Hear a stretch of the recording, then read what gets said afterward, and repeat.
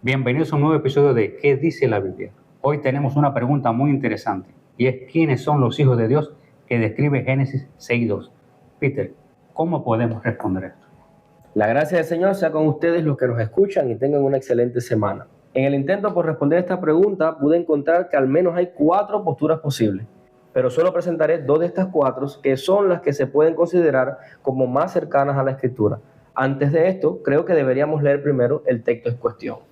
Aconteció que cuando comenzaron los hombres a multiplicarse sobre la faz de la tierra y le nacieron hijas, y viendo los hijos de Dios que las hijas de los hombres eran hermosas, tomaron para sí mujeres, escogiendo entre todas, y dijo el Señor: no contenderá mi espíritu con el hombre para siempre, porque ciertamente él es carne, mas serán sus días 120 años. Había gigantes en la tierra en aquellos días, y también después que se llegaron los hijos de Dios a las hijas de los hombres, y le engendraron hijos. Estos fueron los valientes que desde la antigüedad fueron varones de renombre.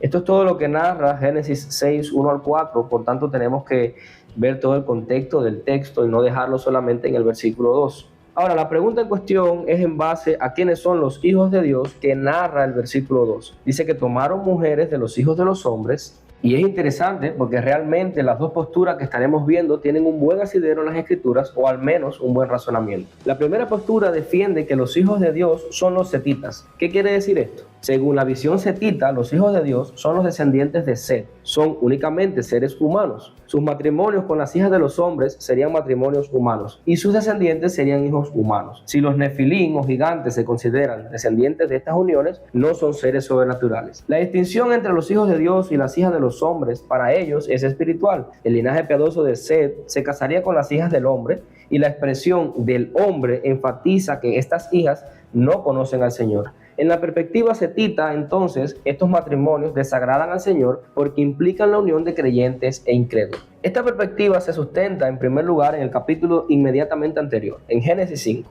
La genealogía de Adán a través de Set se remonta a Noé. Génesis 5 relata la descendencia familiar mediante el nacimiento de hijos e hijas humanos. En segundo lugar, los capítulos anteriores de Génesis se han centrado en las líneas espirituales contradictorias. Vemos a Caín y Abel en Génesis 4 tras la muerte de Abel. El Señor le da a Eva otro hijo, Set. Y en Génesis 4 vemos las respectivas líneas de descendencia de Caín y Set, líneas que debemos contrastar. En tercer lugar, la perspectiva setita tiene la ventaja de mantenerse en el ámbito de la humanidad y no trasladarse al ámbito de los ángeles, por lo que puede haber menos objeción inicial a la rareza.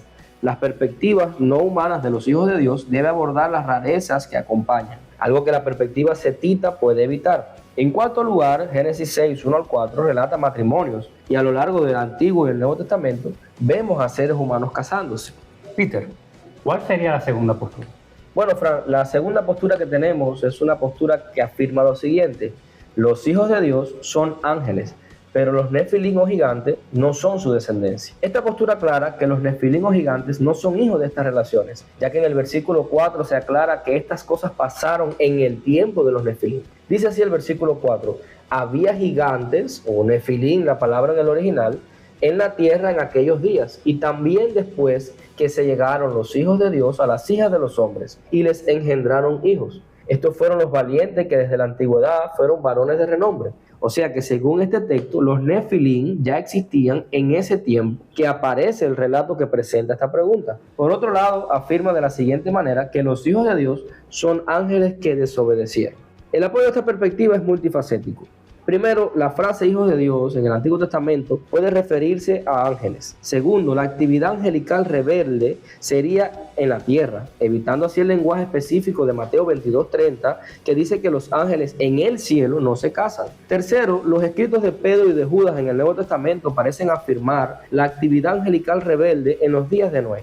Cuarto lugar, los nefilín en Génesis 6:4 nunca son llamados realmente la descendencia de los matrimonios entre los hijos de Dios y las hijas de los hombres. Prestando atención cuidadosamente al lenguaje, notamos que los nefilín estaban en la tierra al mismo tiempo que ocurrían los matrimonios ilícitos. Y este relato distingue a los nefilín de estas relaciones. En otras palabras, la presencia de los nefilín o gigantes precedió a la descendencia de los matrimonios ilícitos. En quinto lugar, Números 13:33 menciona que los espías israelitas vieron a los nefilín, los hijos de Anac, que descienden de los nefilín. Y dice Josué: y nos parecíamos a nosotros mismos como saltamontes, y así les parecíamos a ellos. Si los Nefilín de Génesis 6:4 se refiere a guerreros poderosos y no a descendientes demoníacos, la referencia en Números 13:33 tiene sentido.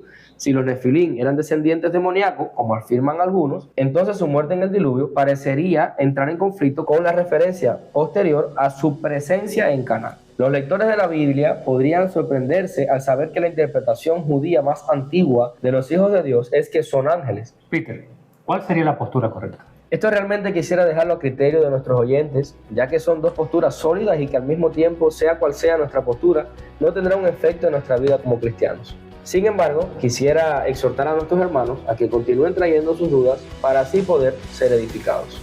Gracias por escuchar este programa. Esperamos que haya sido de edificación para su vida. Que el Señor les bendiga. Hasta la próxima.